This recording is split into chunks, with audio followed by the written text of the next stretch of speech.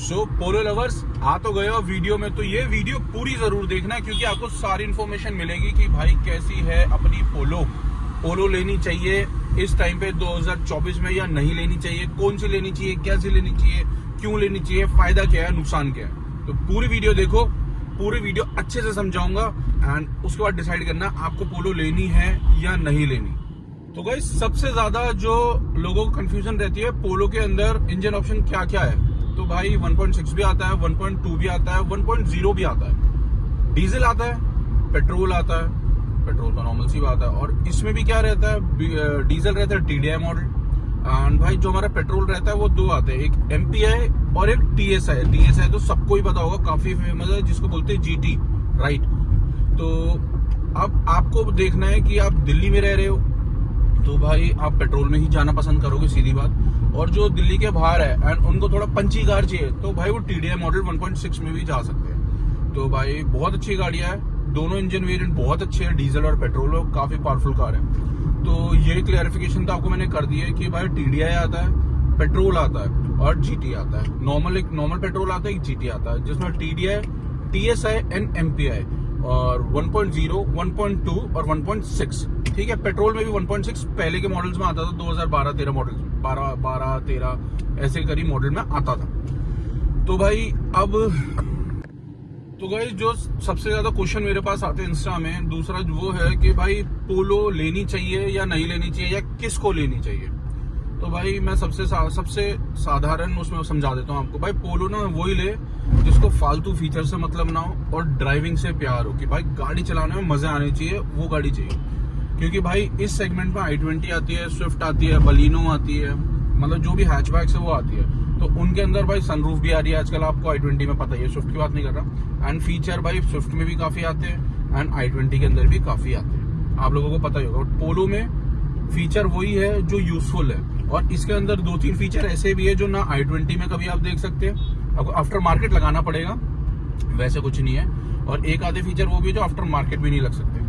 तो स्विफ्ट हो गई, i20 हो गई, बलिनो हो गई, तो बेसिकली वो फीचर वाली गाड़ी है। तो वो बंदा ना ले जिसको फीचर से मतलब है, जिसको ड्राइविंग से मतलब है, तो वो बंदा तो भाई आंख बंद करके पोलो ले सकता है। पेट्रोल डीजल जो बंदे का मन हो उसके हिसाब से ले, राइट।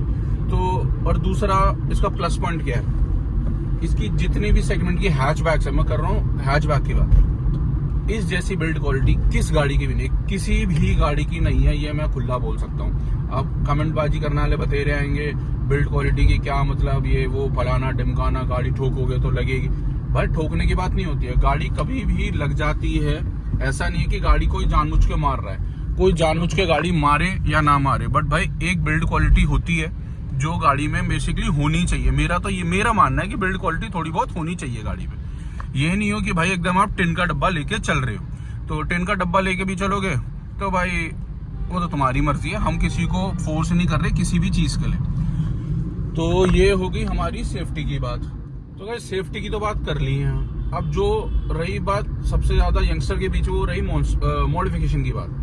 तो भाई जो मॉडिफिकेशन है ना, मेरा ये पर्सनल मानना है पोलो से ऊपर की किसी की नहीं लगती। क्यों? लोग बोलेंगे स्विफ्ट की हो जाती है, बलिनो की हो जाती है, i20 सुंदर हो जाती है। भाई सारी गाड़ियां सुंदर होती है, मना नहीं कर रहा, सारी गाड़ियां सुंदर। मैं एक कार लवर हूँ, मुझे सारी गाड़ियां पसंद है। बट पर्सनली बोलूं, जो पोलो की मॉडिफिकेशन होती है और उसके बाद जो पोलो की लुक निकलती है ना, फर्स्ट एक क्लासी लगती है, मॉडिफाइड होने के बाद भी ये नहीं लगती कि ओवर है।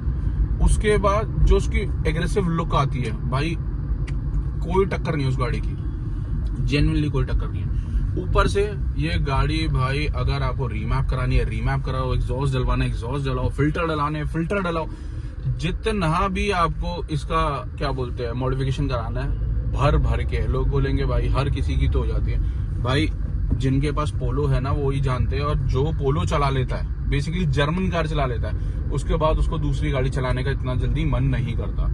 और ये सच्चाई है। जो भी जर्मन कार लवर्स होंगे या पोलो कार लवर्स, मतलब जिनका पोलो होगी, बेसिकली पोलो ओनर्स होंगे, कमेंट में जरूर बताना कि भाई मैं सच बोल रहा हूँ नहीं बोल रहा, कि एक बार पोलो चला लो या कोई भी ऐसी जर्मन कार चला लो, उसके बाद आपका स्विफ्ट i20 चलाने का मन करता है या नहीं करता। भाई जेन्युइनली मेरा नहीं करता, क्योंकि एक इस गाड़ी को चलाने का फील अलग है।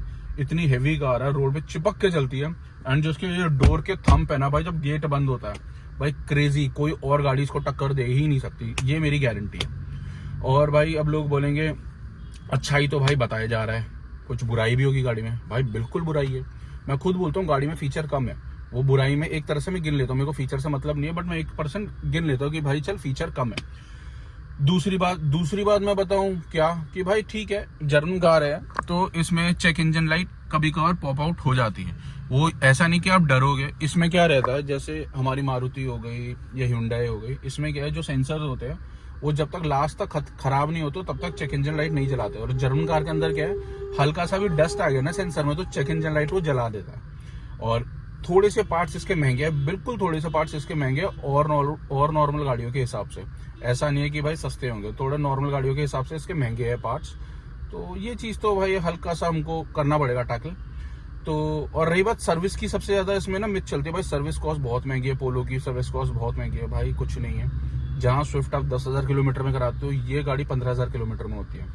और किसने बोला आपको कि भाई गाड़ी वॉक्सवैगन से सर्विस कराओ? भाई बाहर भी बहुत अच्छे गैराज है जो काफ़ी प्रोफेशनल है और काफ़ी अच्छे ऑयल्स यूज़ करते हैं, काफ़ी कुछ एक्सेट्रा। अगर आपको ना मिले भाई मुझसे कांटेक्ट करना है, जो दिल्ली के भाई है मैं बता दूंगा कहाँ से करनी, जहाँ से मैं अपनी गाड़ी कराता हूँ। बहुत एक नंबर का काम होता है और जेन्युइन एलॉय कह रहा हूँ, सॉरी, जेन्युइन ऑयल डलता है, सब कुछ डलता है और रेट भी बहुत अच्छा है। तो मैं बताऊंगा कैसे करना है कैसे नहीं करना, उस चीज़ की टेंशन आपको नहीं मेरे को लेनी है। मैं आपको गाइड करूंगा, आप आराम से बिंदास करो टेंशन फ्री होके। तो भाई हल्का सा ये मैं बोल सकता हूँ डिसएडवांटेज है, हल्के से पार्ट्स महंगे और कुछ नहीं है। बट भाई पार्ट्स जहाँ महंगे है ना, बट एक आपकी सेफ्टी भी बहुत है और ऊपर से जो चलाने का फील है ना, मैं खुद बोल रहा हूँ और कोई गाड़ी दे ही नहीं सकती लिख के। जो उनके पास पोलो होगी ना भाई, एक बार कमेंट करके बताना जरूर मैं सच बोल रहा हूँ या झूठ। तो गाइस सबसे ज्यादा ना पोलो के अंदर ये रहता है कि भाई कैसी पोलो ले, कब, मतलब बेसिकली मतलब मार्केट में ना पोलो मिलती जरूर है बहुत, बट आधे से ज्यादा भाई मिलती है एकदम खटारा, जेन्युइनली खटारा मिलती है। तो अब ढूंढना कैसी पोलो है, इंजन कैसा है, बॉडी कैसी है, एक्सीडेंटल है या नहीं है, ईयर क्या है, बोल के क्या बेचा जा रहा है, वो सब आपको बहुत ध्यान से देखना पड़ेगा। क्या क्या देखना पड़ेगा मैं बिल्कुल आपको समझाता हूँ कैसे समझाना है। तो भाई डाउट नंबर 1 कि भाई जेन्युइन किलोमीटर चली या नहीं चले। एक तो भाई जब आप गाड़ी जैसे सेल्फ मारोगे ना, आपको तभी पता लग जाएगा कि गाड़ी का सेल्फ लंबा है छोटा है, एंड ऊपर से जो इंजन की वाइब्रेशन होती है वो चेक करना जरूरी है। सेकेंड, जब आप पेट्रोल लेते हो गाड़ी स्टार्ट करते हो तो जहाँ से इंजन ऑयल चेक करते हैं ना जिस स्टिक से, उसको बाहर निकाल के रखो। अगर वहां से धुआं आ रहा है या छींटे बाहर मार रहा है तो भाई वो बिल्कुल गाड़ी नहीं लेनी। सेकेंडली सबसे सेफ ऑप्शन मैं बोलूंगा, अपना गाड़ी से उसको बोलो भाई आरसी की फोटो दे दे अपना घर का एड्रेस छुपा के, क्योंकि वही पर्सनल होता है। और उसके बाद सीधा वॉक्सवैगन जाओ। नंबर 2, अपना भाई 400-500 रुपये खर्च कर लो, इससे बढ़िया लाखों रुपए अटकाने से अच्छा 400-500 रुपये दे दो, वो आपसे फीस लेते हैं सर्विस हिस्ट्री चेक करवाने की। चेक कराओ, एक्सीडेंटल है, पेंट वेंट चलती है सेकेंड हैंड कार, क्योंकि हल्के फुल्के अगर स्क्रैचेस में पेंट हो रखी हो, क्योंकि भाई अगर मेजर एक्सीडेंटल है तो नहीं लेनी हो गाड़ी। स्क्रैच के बाद वो पेंट हो रही है तो चलती, क्योंकि भाई दिल्ली लोकल में गाड़ी चलती है तो स्क्रैचेस आ जाते हैं, ये काफी नॉर्मल चीज है, ठीक है। एंड भाई सबसे पहले आजकल लोग पागल हो रहे हैं, पेट्रोल बहुत महंगे है, तो भाई सीएनजी भी कोई सस्ती नहीं है, सही बता रहा हूँ, सीएनजी भी कोई सस्ती नहीं है। तो सीएनजी वाली जर्मन कार कभी मत ले लेना। लोग कहते हैं वो सीएनजी ऑन पेपर मिल रही है ले लेते हैं, बट भाई साहब ऐसा परेशान हो जाओगे ना अगर जर्मन कार तुमने सीएनजी में ले ली, रोते फिरोगे, मैं सही बता रहा हूँ, रोते फिरोगे। तो भाई इस चक्कर में मत करना, सीएनजी वाली उठा ली बिल्कुल मत उठाना। एंड किसी की बात में विश्वास मत करना कि इसने बोला था ये सही होगा, नहीं भाई, कंपनी में चेक कराओ गाड़ी, या आपका कोई जो ट्रस्टी मैकेनिक हो जिसको ट्रस्ट हो, तुम जिस पर ट्रस्ट कर दो कि हाँ ये बहुत अच्छा काम करता है, तुम्हारे साथ झूठ नहीं करेगा और दूसरी पार्टी के साथ मिलेगा नहीं, तो उस मैकेनिक को ले आओ, चेक कराओ। क्योंकि भाई अगर डीलर के पास जाते हो या डायरेक्ट ओनर के पास भी जाते हो, आजकल लोग बहुत तेज हो रहे हैं, मीटर पीछे कर देते हैं, पोता पोती करके चमका देते हैं गाड़ी, आपको लगती है वो ये तो ब्रांड न्यू गाड़ी है। भाई 2021, 21, 22 मॉडल गाड़ी अभी मैंने देखी जो खत्म हो रखी होती है, बोलो मैंने खुद देखी, क्योंकि जब मैं लेने गया तो इट्स बेटर अच्छे से चेक कराओ गाड़ी, अच्छे से हर चीज चेक कराओ, उसके बाद ही लो, ठोक बजा के चेक कराओ तभी गाड़ी लो। किसी की बात में विश्वास नहीं, पैसा आपको देना तो आप चेक कराओगे, आगे वाला तो सोचेगा बस चेप दो।